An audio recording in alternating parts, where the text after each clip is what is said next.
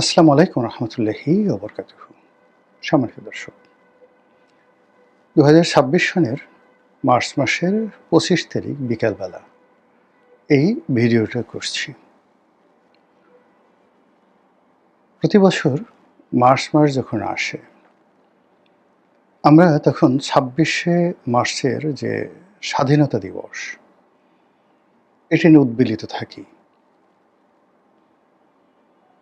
এই দিন উদযাপনের জন্য অর্থাৎ ২৬শে মার্চ উদযাপনের জন্যে আমাদের সেনাবাহিনী তাদের বাৎসরিক মহড়া দেখায়, কুচকাওয়াজ প্রদর্শন করে।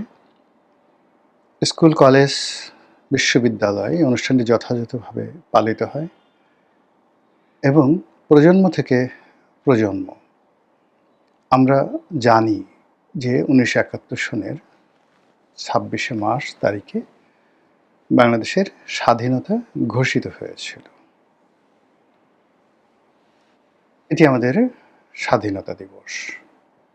এখন এই স্বাধীনতা দিবসের প্রেক্ষাপট কী? এটা নিয়ে আসলে আমরা খুব অল্প মানুষই চিন্তা ভাবনা করি। যারা ইতিহাসের ছাত্র তারা পড়েন, জানেন, কিন্তু মানুষের হৃদয়ের মধ্যে এই যে ২৬শে মার্চ, এটার যে ভাব, এটার যে গাম্ভীর্য, আর এটার প্রেক্ষিতে দেশপ্রেম তৈরি হওয়া, আর ২৬শে মার্চকে কেন্দ্র করে যে একটা মহান মুক্তিযুদ্ধ হলো, সেই মুক্তিযুদ্ধের যে অভিসংবাদিত নেতা বঙ্গবন্ধু শেখ মুজিবুর রহমান, এই মুক্তিযুদ্ধের রণাঙ্গনে যারা অস্ত্র হাতে লড়াই করেছেন, মহান মুক্তিযোদ্ধা যারা জীবিত আছেন, বীরত্বের সঙ্গে যারা লড়াই করেছেন, আর যুদ্ধ করতে করতে অনেকে বীর শ্রেষ্ঠ হয়ে গেছেন, নিহত হয়েছেন, শহীদ হয়েছেন, অনেকে আত্মাহুতি দিয়েছেন, শহীদের তালিকায় তাদের নাম আছে, বা অনেকের নামও আমরা জানি না। বলা হয়ে থাকে এই যুদ্ধে ৩০ লাখ লোক শহীদ হয়েছেন, ২ লক্ষ মা বোন ইজ্জত হারিয়েছেন মাত্র ৯ মাসের নির্মম হত্যাকাণ্ডের মাধ্যমে। এই হৃদয় বিদারক দৃশ্য এখনো আমাদের চোখে ফুটে ওঠে যখন আমরা পটুয়া কামরুল হাসানের যে চিত্রগুলো আমরা দেখি। ১৯৭১ সনে আমরা যখন সাইমন ড্রিংয়ের যে ছবিগুলো, কাহিনীগুলো আমরা আন্তর্জাতিক গণমাধ্যমে দেখি, জহির রায়হানের যে চলচ্চিত্রগুলো, স্টপ জেনোসাইড, এই ডকুমেন্টারিগুলো আমরা যখন দেখি, পরবর্তীতে যখন আবার সেই যে চলচ্চিত্রগুলো নির্মিত হয়েছে, অরুণোদয়ের সূর্য সাক্ষী কিংবা ওরা ১১ জন, এই চলচ্চিত্রগুলো যখন আমরা দেখি, হৃদয়ের মধ্যে হু হু করে ওঠে। আপনারা নিঃসন্দেহে জানেন যে এই আজকের এই দিনে যে ভিডিওটি করছি, এই দিনে ১৯৭১ সনে এই ঢাকা শহরে মানুষ যখন নিশ্চিন্তে ঘুমিয়েছিল। এখনকার ঢাকা আর ১৯৭১-এর ঢাকা এক নয়, ছোট্ট একটা শহর, প্রাদেশিক শহর, অল্প কিছু মানুষ বসবাস করেন। এখন ২.৫ কোটি মানুষ, তখন কত মানুষ ছিল? ১০ lakh, not more than that, তাও হয়তো ছিল না। তো সেই মানুষগুলো আসলে তখন টেলিভিশন, ঢাকা শহরে ২-৩ হাজার টেলিভিশন ছিল কিনা জানা নাই, তাও আবার মানে কয়জন চালাতো? মানুষজন ৮টা, ৮:৩০টার মধ্যে সব ঘুমিয়ে পড়তো। আমরাই তো এই ঢাকা শহরে যখন আসছি, তখন ১০টার পরে আমাদের আসলে কোনো বাড়িতে আগুন জ্বলতো না, বা কোনো বাড়িতে মানে যাকে বলা হয় বৈদ্যুতিক বাতি বা মোমবাতি জ্বলতো না। কিছু ছাত্রছাত্রী ছিলেন যারা হেরিকেন জ্বালিয়ে, তারপরে বা তাদের রুমে যদি ইলেকট্রিসিটির বাল্ব থাকে, সেটা সেই বড় বাল্ব না, ওটাকে আবার ডিম লাইট, মানে যাকে বলা হয় যে রিডিং লাইট, সেই টেবিল লাইট, সেটা জ্বালিয়ে তারা পড়াশোনা করত, যাতে মানে আশেপাশের লোকের কোনো অসুবিধা না হয়। তো সেই ৭১ সনের মার্চ মাসের যে ২৫ তারিখ রাত 11:30টার সময় ঢাকা ক্যান্টনমেন্ট থেকে, আজকের যে ক্যান্টনমেন্ট থেকে হাজার হাজার সৈন্য, সশস্ত্র সৈন্য তারা বের হয়ে এলো। বের হয়ে এসে কোনো কথা নাই বার্তা নাই, এই যে রাজারবাগ যে পুলিশ ফাঁড়ি, যেখানে বাঙালি পুলিশ ছিল, পাকিস্তানি পুলিশ সেখানে ছিল না, এসে সেই পুলিশের উপর, তারা ঘুমন্ত পুলিশ, তারাও ঘুমাচ্ছিল, অল্প কয়েকজন হয়তো পাহারা দিচ্ছিল, বাকি সবাই ঘুমাচ্ছিল, নির্বিচারে গুলি। তারপরে তারা চলে গেল পিলখানাতে, বিডিআরের সদর দপ্তরে, যেটার তৎকালীন নাম ছিল ইপিআর। সেখানে গিয়ে গুলি। আসলো ঢাকা বিশ্ববিদ্যালয়, জগন্নাথ হল, জহুরলোক হল, ওটার নাম ছিল ইকবাল হল, মহিলাদের রোকেয়া হল, সেখানে ঢুকে গুলাগুলি। এরপর পুরনো ঢাকার বিভিন্ন এলাকা থেকে ইচ্ছামতো আগুন লাগালো, গোলাগুলি করলো। কেবলমাত্র এক রাতে, ওই সময়ের ঢাকাতে 10,000 লোককে তারা মেরে ফেলল।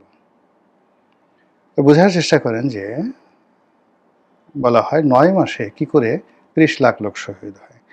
আরে বাবা, 1 ঘন্টা পাকিস্তান সেনাবাহিনী মাত্র 1 থেকে 1.5 ঘন্টা 3টে স্পটে 4টে স্পটে একসঙ্গে অপারেশন চালিয়ে 1 থেকে 1.5 ঘন্টা 10,000 লোকে মেরে ফেলেছে। 1 ঘন্টায় যদি তারা 10,000 লোক মারতে পারে, 30 লাখ লোক মারতে তাদের 9 মাসে খুব বেশি সময় লাগে। এই যে দেখেন, এতদিন যাবৎ দুটো পরাশক্তির যুদ্ধ হচ্ছে, ইরানের যুদ্ধ হচ্ছে আর ইসরায়েল এবং আমেরিকার যুদ্ধ হচ্ছে। এখনো পর্যন্ত এই যুদ্ধে মৃতের সংখ্যা, ইরানে তারা বলছে সরকারিভাবে 1500 মারা গেছে, আর ইসরায়েলও এরকম হয়তো 1400-1500 মারা গেছে। এত কিছুর পরেও কিন্তু এই 25শে মার্চ তারিখে ওইভাবে কোনো ভবনের উপর বোমা পড়েনি, ওইভাবে কোনো গ্রেনেড হামলা হয়নি, ওইভাবে কোনো মিসাইল আসেনি, কিন্তু ডাইরেক্ট ব্রাশ ফায়ার করে স্পট ডেথ 10,000 লোককে মেরে পাশাপাশি একটু সাজিয়ে রেখে একবার একটু মস্তিষ্কে চিন্তা করেন তো যে পাকিস্তানি হানাদার বাহিনী কতটা নির্মম, কতটা পাষণ্ড, কতটা জঘন্য হলে এই কাজ করতে পারে। এবং তখনকার যে রাজনৈতিক নেতৃত্ব, তাদের প্রস্তুতি ছিল, এর কারণ হলো তারা 1952 সন থেকে প্রস্তুতি নিচ্ছে। বাঙালি জাতির অবিসংবাদিত নেতা বঙ্গবন্ধু শেখ মুজিবুর রহমান, যাকে বলা হয় রাজনীতির মহাকবি, যাকে বলা হয় রাজনীতির হ্যামিলনের বাঁশিওয়ালা, যাকে বলা হয় সেই লড়াই সংগ্রাম আন্দোলনের ধ্রুপদী, ক্লাসিক্যাল মিউজিশিয়ান, সঙ্গীতজ্ঞ, তিনি যখন দাঁড়ান বা মঞ্চে দাঁড়াতেন, তখন সেখানে মনে হতো যেন একটি চিত্রপট আঁকা হয়ে গেছে।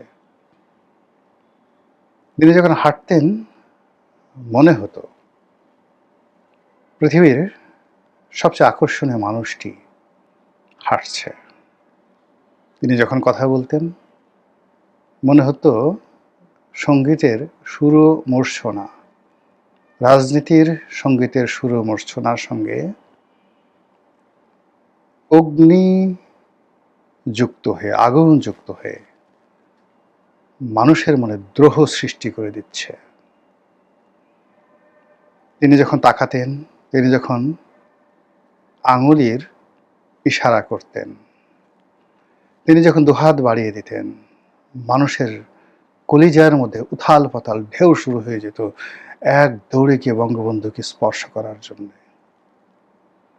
এই মোহময়তা নিয়ে তিনি পুরো জাতিকে স্বাধীনতার মন্ত্রে দীক্ষিত করেছিলেন। তিনি পুরো দেশ এবং জাতিকে স্বাধীনতার স্বপ্নে বিভোর করেছিলেন।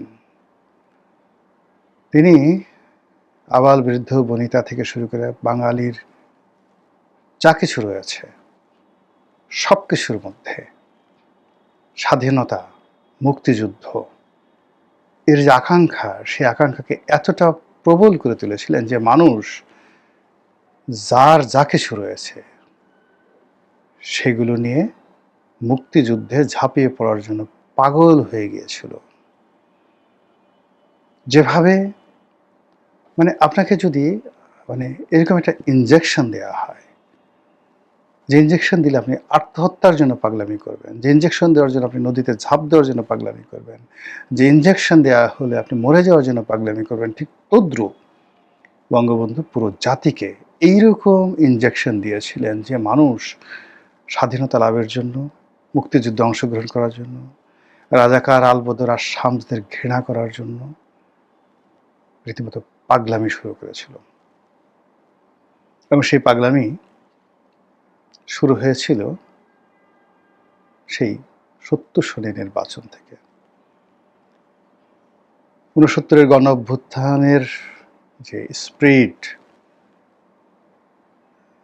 এই স্পিরিটে যে ৭০-এর সাধারণ নির্বাচন, সেই নির্বাচনে সংখ্যাগরিষ্ঠতা পেলেন, বিপুল সংখ্যাগরিষ্ঠতা। পাকিস্তানের প্রধানমন্ত্রী হয়ে যাবেন তিনি। যখন তার সঙ্গে মুনাফিকি করা হলো, বেইমানি করা হলো, আওয়ামী লীগের হাতে ক্ষমতা হস্তান্তরে গড়িমসি করা হলো, মানুষ গর্জে উঠল। এবং সেই গর্জন এমন গর্জন হয়ে গেল যে পাকিস্তানের সামরিক জান্তা ইয়াহিয়ার পক্ষে সেটা নিয়ন্ত্রণ করা সম্ভব ছিল না। তারা বুঝলো এ জাতির যে দিকপাল বঙ্গবন্ধু, একে যদি দুনিয়া থেকে সরানো যায় তাহলে হয়তো তারা বাঁচতে পারবে।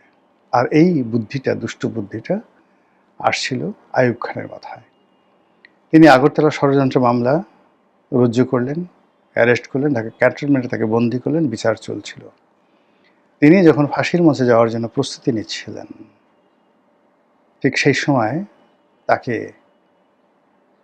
উদ্ধার করার জন্য, তার মুক্তির জন্য এই রাজপথ প্রকম্পিত হলো। আর সেই প্রকম্পনে একটা গণ অভ্যুত্থান হয়ে গেল। এবং সেই গণ অভ্যুত্থানে ১০ বছরের স্বৈরশাসন এবং স্বৈরশাসক উভয়ের পতন হলো। নতুন স্বৈরশাসক এলো ইয়াহিয়া খান। তিনি একটি নির্বাচন দিতে বাধ্য হলেন। কিন্তু ওই যে নির্বাচনের পর দেখলেন যে আরে এটা রীতিমতো পাকিস্তানের প্রধানমন্ত্রী হয়ে যাচ্ছে। এবং বঙ্গবন্ধুর মতো মানুষ যদি পাকিস্তানের প্রধানমন্ত্রী হয়, তার যে বজ্রকণ্ঠ, তার যে সাহস, তার যে শক্তি, তার যে জনসমর্থন, তছনছ হয়ে যাবে সবকিছু। তার প্রেক্ষিতে গড়িমসি শুরু করা হলো। ফলে ৭০-এর সেই নির্বাচনের ফলাফল নিয়ে ৭১ পর্যন্ত, জানুয়ারি ফেব্রুয়ারি মাসে পর্যন্ত